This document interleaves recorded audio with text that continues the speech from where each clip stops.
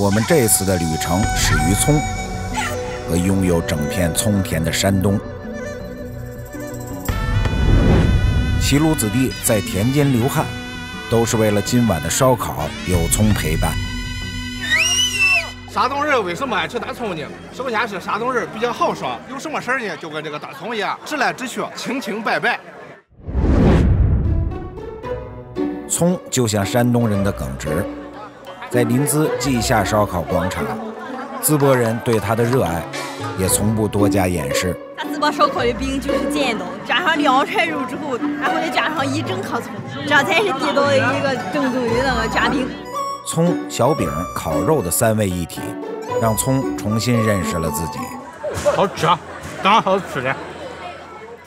葱太便宜了，今年我都不好意思5毛钱一斤，包干净了5毛钱一斤。